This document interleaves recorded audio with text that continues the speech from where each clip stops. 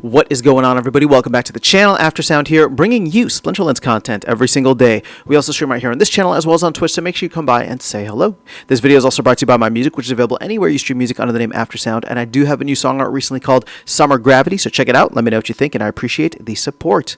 All right, guys, let's talk about the Gottem Gear Nut Black Foil Arcane auction. Man, that is a mouthful. So there was one card only. It is a one of one. There was one auction, and we now have the winner, and essentially the impact on vouchers as well as the impact on, I suppose, land to a certain extent too, although I didn't do those calculations. And then, of course, the cost of this card and how people are valuing a one-of-one card in Splinterlands. So, as you can see here, the winner, congratulations, is Cryptomancer, who bid 2,000 auction marks. Now we can go to the bid history here, and you can see that it was essentially a battle between Vugtis and Cryptomancer, I guess two of the bigger whales in the game.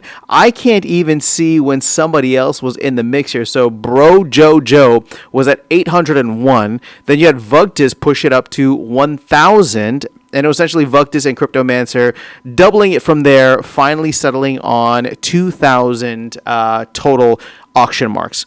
Let me see if there's anybody else that was kind of in the mix here. Yeah, I mean, a couple folks. It wasn't anything too crazy, though. It seemed like the whales came out to play for this one-of-one card.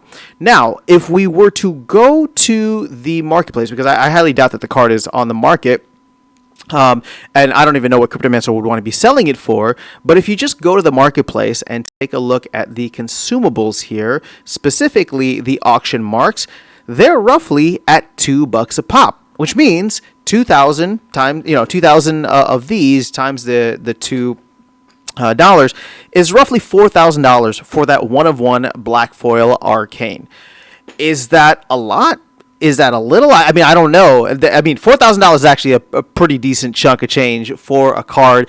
I don't know how much, in terms of like Black Foil Arcanes, especially like one-of-ones, are being sold on the secondary market. But that's a pretty significant price tag there if Cryptomancer were to ever want to, sell it or get rid of it or whatever the case is. I highly doubt that's the case. I mean, it is Cryptomancer at the end of the day. He's very much invested in the game, obviously works on the team as well, and is somebody that loves collecting all of these, one-of-ones or whatever it is.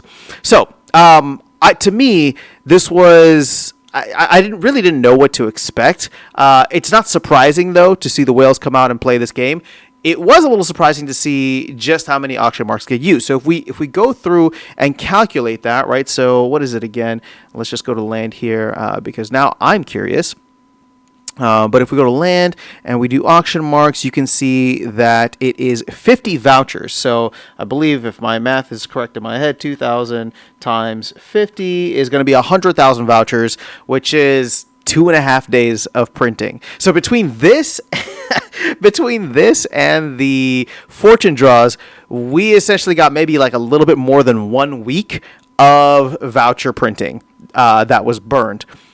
There's 13 weeks in a quarter. Right, so it's just not really happening, and I know people are going to be like, "Why are you still obsessed with vouchers?" Well, again, just going to show that even still now we're not burning enough. Now, I guess if you were to multiply this by 10 instead of by 4, because the team is going to be doing 10 of these, I mean that is significantly more throughout the year. But what would that be? 100,000 vouchers multiplied by 10 would be 1,000,000 vouchers. So actually, I mean, that would be more significant, right, for we'll just say for 2026, because that just the Black Foil auctions alone, if they burned 100,000 vouchers, for example, we print 14.6 million throughout the year. So it becomes a significant amount, obviously, with the volume of cards.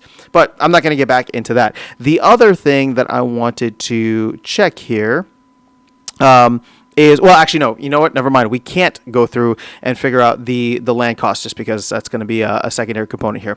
But that is really all I wanted to share with you guys. Let you know that we had a pretty big sale of a card. You guys are probably going to look at this, and I already know what the detractors are going to say, and that's fine, right? It's a team member who bought it, like whales only, blah, blah, blah, all that. And you know what? You're right. But guess what? The cool part is that you can still win a bunch of black foils and gold foil arcanes. Arcanes, both black and gold foil, by playing the game and getting your reward entries in. Now, I haven't won anything yet, but with the reward cards, there's a lot of these things floating around. So let me know your thoughts in the comments below. That is all I have for you guys in this video. Otherwise, I'll catch you all in the next one and see you around the game. Take care.